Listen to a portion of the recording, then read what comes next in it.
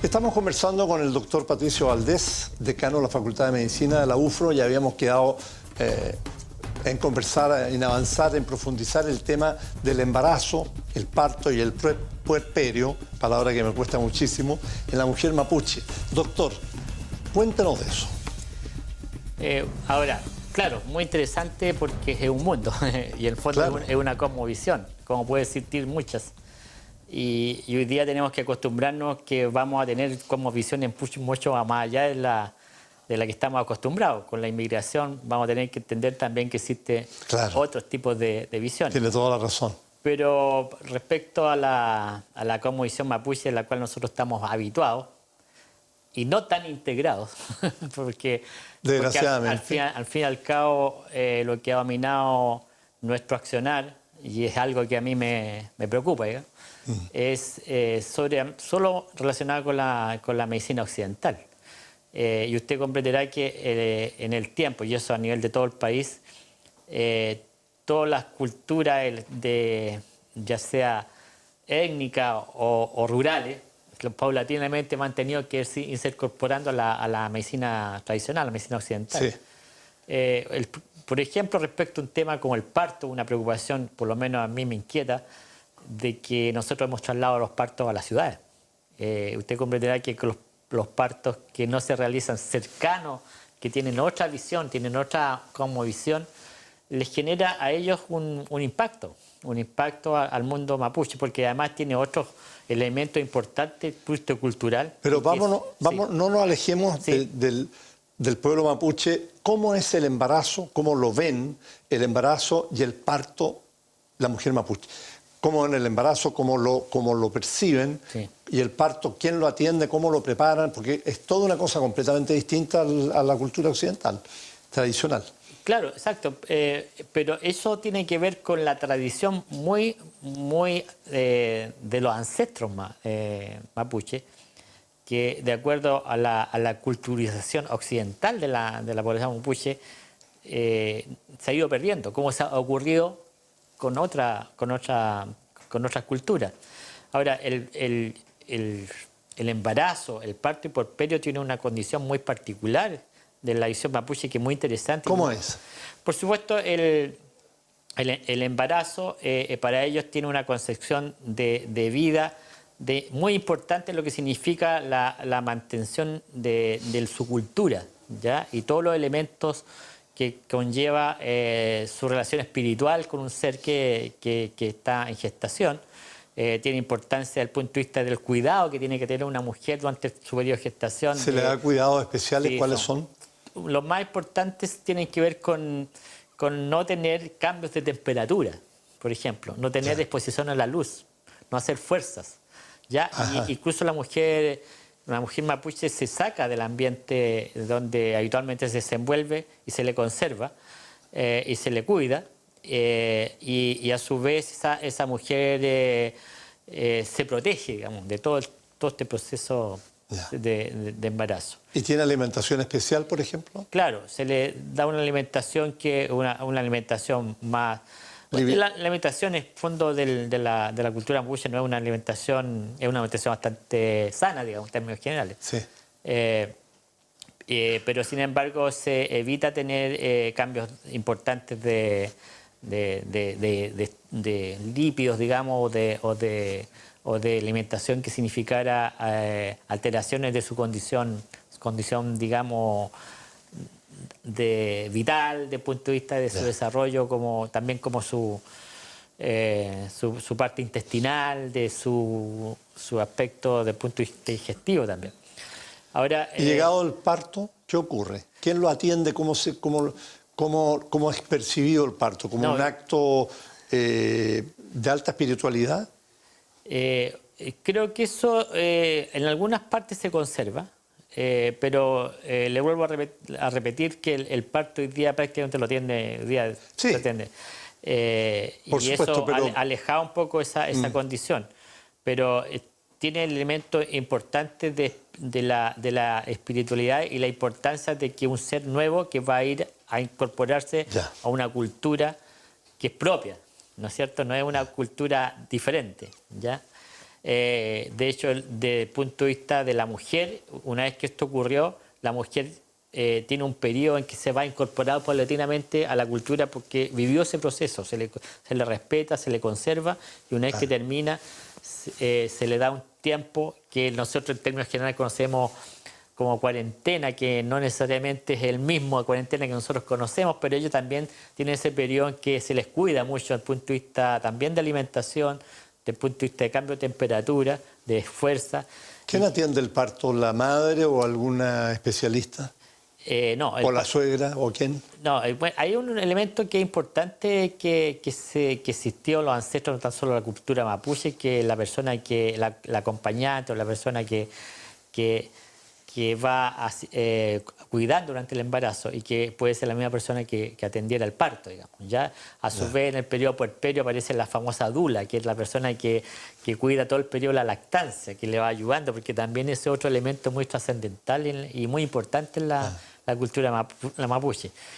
Curiosamente, eso mismo nosotros en el tiempo y en la mayoría de las culturas del mundo la hemos vuelto a incorporar porque se había perdido la lactancia en el tiempo. Pero hoy día usted ve que... ¿Cuánto es el ideal para amamantar una mujer mapuche? No existe. Yo no tengo claro cuánto ellos recomiendan. No sé si existe una recomendación, pero hay una recomendación occidental que la da la OMS que recomienda 2 años de lactancia. 2 años de lactancia. Ahora nosotros tenemos en Chile una recomendación de tener 6 años de lactancia exclusiva. O sea, nosotros incluso eso va muy asociado. ¿Cómo es eso? Claro, por ejemplo, el momento que nace el niño o niña, la madre debiera amamantar por 6 meses en forma exclusiva, sin dar... Que le había entendido 6 años. 6 años, no, 6 meses. 6 meses, ya, perfecto. 6 meses. No obstante, asociado a propósito, hay mujeres que dan 5 y 6 años. Sí. Eso es cierto. Lo que quiere decir que tampoco hay un límite. Un límite por decir, esto no es más que una recomendación que da la Organización Mundial de la Salud. Pero valga la pena... En todo caso es muy positivo amamantar para ambos. Claro, porque para el padre, la madre y el niño. La lactancia ha sido uno de los elementos más importantes para efectos de disminuir la mortalidad infantil. O sea, esto especialmente en los países desarrollados. Acordémonos que la OMS da recomendaciones para todos los países del mundo. Ahora, ¿qué ha pasado en los países en vía de desarrollo y desarrollados? Bueno, que la mujer se ha incorporado al trabajo y eso también ha limitado el periodo de lactancia. O por otra parte, también se ha industrializado la leche. Entonces significa, pero la leche no es la leche natural, es la leche de vaca. Sí, claro. Entonces al final también nos dimos cuenta en el tiempo que no era la mejor alimentación que recibe el niño, porque trae otras consecuencias. Y por eso le digo, curiosamente nosotros hemos reinsertado cosas que habíamos perdido en el tiempo. O sea, lo tenía la cultura mapuche y nosotros hoy día la recuperamos. Doctor, brevemente para terminar con el tema de la mujer mapuche, yo he leído que en la tradición la mujer mapuche rápidamente se bañaba ella en agua fría, Sí. ¿ah? O sea, bien bañada, que eso era sano y era bien visto. Sí. Pensemos en un baño de agua fría en pleno invierno, pero se hacía. Sí. Claro, lo que tenemos que incorporar que todos estos elementos, si uno hoy día, hay estudios muy interesantes, los estudios que ha hecho la doctora Ana María Alarcón, una académica de la Facultad de Medicina, antropóloga, en la cual ha visto cómo estas culturas o estas costumbres han tenido que ser cambiadas en el tiempo, porque el propio hecho de bañarse en un río, se les ha incorporado a ellos mismos y también por efecto de la cultura occidental de que eso no es beneficioso. Incluso ellos han incorporado otro tipo de cuidados como el baño con agüita, con hierbas naturales, con agua matico. Entonces, hoy día eso se ha ido perdiendo en el tiempo desde el punto de vista de eso que en algún tiempo existió. Un lavado con agua matico debe hacer muy bien, ¿no? Claro, no, por supuesto, ellos lo tienen incorporado también y también hay que considerar que ellos van desarrollando conocimiento, digamos, y cosas que no tenían incorporado en el tiempo lo han ido incorporando, pero también con un efecto de nuestra cultura, porque la recomendación que nosotros damos es muy diferente a la que ellos tienen, digamos. Y entonces se va insertando nuestros elementos culturales en la población mapuche. Entonces al final se va perdiendo algunos de estos elementos que eran propios y Los que a lo mejor eran muy tradicionales. buenas, a lo mejor eran Claro, muy buenas, claro, pero, por supuesto. pero a lo mejor hoy día ya se han ido cada vez perdiendo. Doctor, ¿qué explicación tiene usted para que en nuestro país exista una tan baja tasa de mortalidad y una tan alta esperanza de vida al nacer, siendo un país absolutamente en vía de desarrollo, aunque nos creamos muy desarrollados, estamos lejos todavía, ¿no?, de serlo? A ver, yo creo que en el tiempo, si uno ve desde la década del 40, las políticas de salud en Chile han sido extraordinariamente buenas. Yo diría que una de las más importantes que ocurrió en Chile fue la década del 40, la incorporación de la alimentación complementaria a la madre y al niño. Ajá. Imagínense que antes de eso nosotros teníamos indicadores de mortalidad infantil de los países subdesarrollados. O sea, nosotros éramos casi un país subdesarrollado. Sí, sí. Y un 80% de los niños morían antes de los 5 años. El 80. Claro. Entonces, en el fondo, ¿qué pasaba? Que si uno incorporaba elementos de mejoría de las condiciones tanto de la madre y del niño, podríamos ir salvando muchas vidas. Eso determinó que la mujer, fíjese, fue aumentando el número de hijos. En la historia, fue aumentando el número de hijos. Sin embargo, eso trajo otro problema, que al aumentar el número de hijos empezó a ocurrir el aborto provocado en Chile.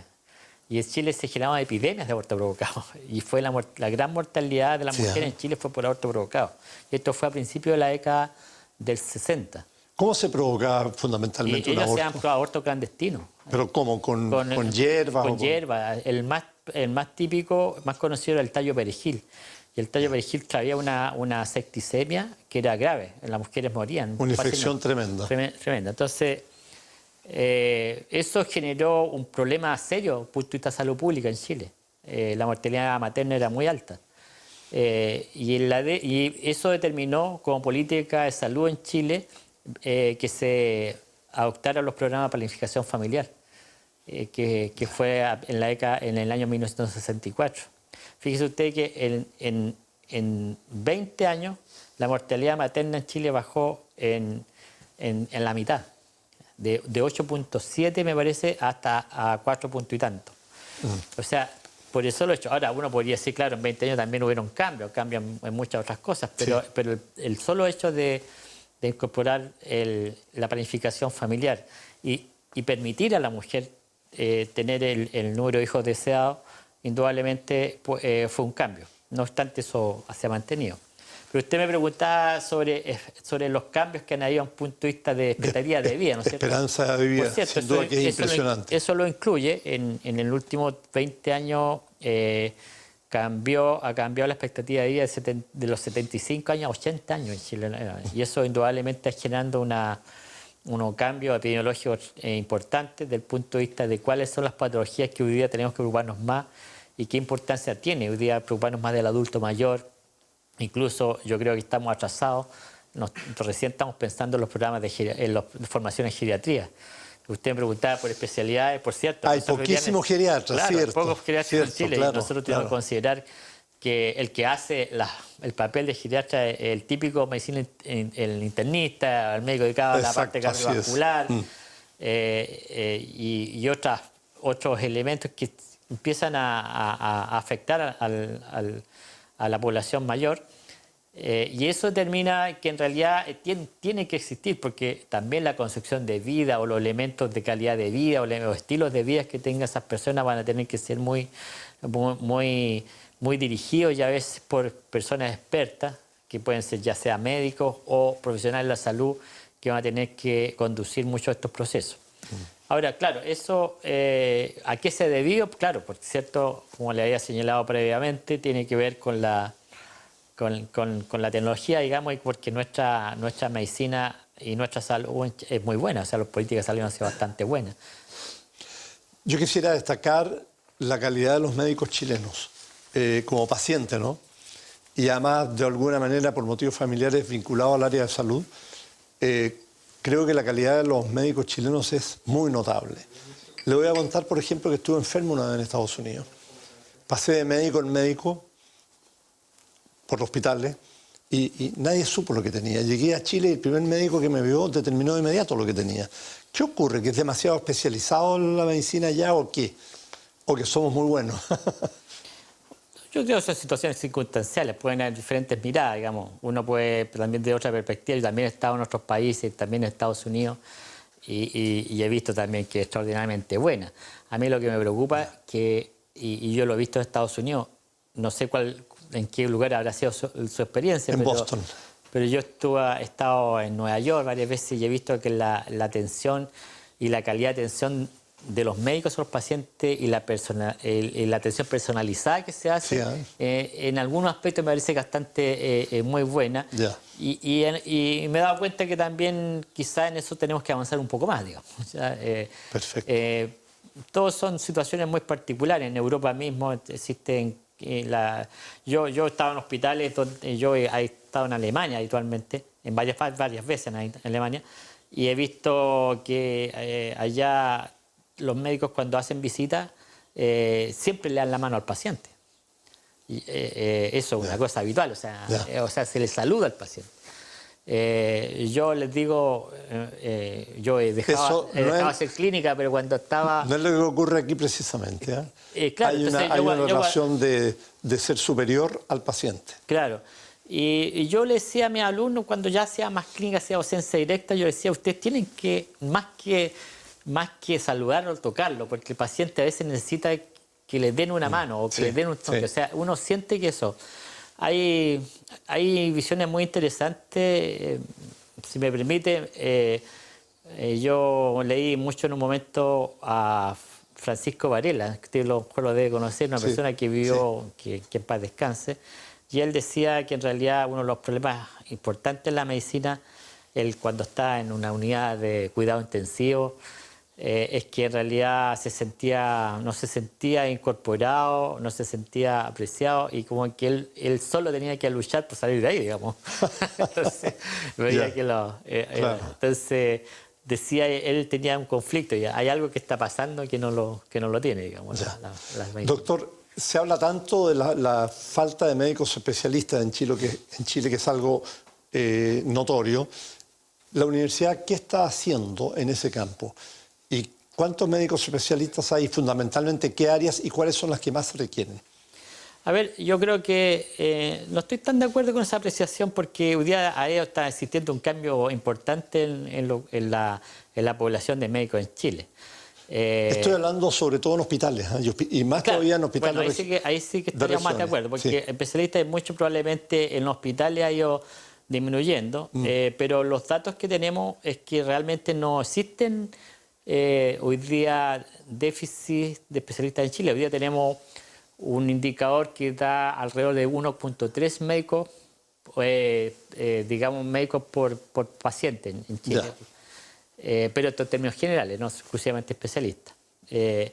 Ahora, esto va cambiando. Está cambiando y se estima que de aquí a un año esto va a ser 1.8 y en 3 o 4 años va a ser 3.3. O sea, vamos a incorporarnos a los indicadores que están. Claro. Pero esto tiene que ver también con la inmigración. Hoy día hay muchos médicos que están llegando al extranjero y están llegando médicos de muy buena calidad. O sea, especialistas de buena calidad.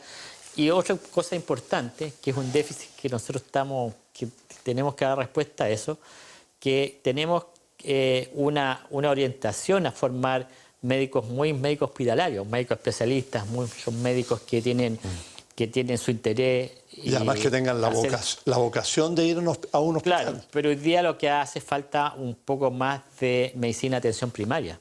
Y hoy día hay que empezar a pensar en todo lo que significa la atención, ya sea comunitaria, la atención urbana, rural, y ahora incluso se está hablando de atención territorial. Entonces, también es un aspecto que nosotros tenemos que formarlo. Por ejemplo, hoy día tenemos que formar médicos en el aspecto intercultural, por ejemplo. Hablar incluso y conocer también un poco aspectos relacionados con la medicina mapuche, porque tarde o temprano vamos a tener que interactuar con ellos y vamos a tener que irnos a las comunidades y trabajar ahí con ellos y interactuar con ese tipo de medicina. Doctor, se nos acaba el tiempo. Sí. Solo una pregunta muy breve. ¿Qué porcentaje aproximadamente de la población mapuche se está atendiendo en hospitales comunes y corrientes, o en medicina occidental, digamos? ¿La gran mayoría o no? Yo creo que la gran mayoría, yo no tengo el dato, pero hasta hace poco, si pudiera ser extrapolable, digamos, el dato que tenemos que hoy día dentro de la población mapuche, un 25% está en Santiago y un 23% está en esta región. O sea, la región metropolitana tiene un 25% de población mapuche. Ahora, Claro. ¿a qué lleva eso? Es que indudablemente gran parte de la población mapuche está más occidentalizada. Digamos. Sí, sí, claro. Es poco probable ver ahí en Santiago Muy poco probable. de rucas o Sí, tipo de sí. cultura mapuche. Entonces, uno estima que esta población se está más incorporando a la medicina occidental. Yo creo que eso es lo que está ocurriendo en Chile. Doctor, muchas gracias y realmente es admirable el trabajo que hace la Universidad de la Frontera, especialmente en el área de la medicina y la formación de profesionales del área de la medicina. Dejamos a kinesiólogos y a muchos otros, terapeutas ocupacionales, etcétera, bueno. pero cubre todo. Sí, muchas gracias. Yo en realidad también me gustaría que hablamos mucho de medicina, pero también nosotros tenemos otras profesiones. Creo que hoy día quita la importancia de lo que hace la kinesiología o en otras partes se habla de la fisioterapia, la enfermería mismo que ha crecido mucho, la terapia ocupacional, la fonoaudiología. Nosotros estamos incorporando muchos elementos. Muchas gracias. Gracias, doctor. Estamos terminando la conversación con el doctor Patricio Valdés, que es decano de la Facultad de Medicina de la Universidad de la Frontera. Le agradezco mucho que nos hayan acompañado. Ufrovisión presentó La Frontera, con la conducción de Bernardo de la Maza.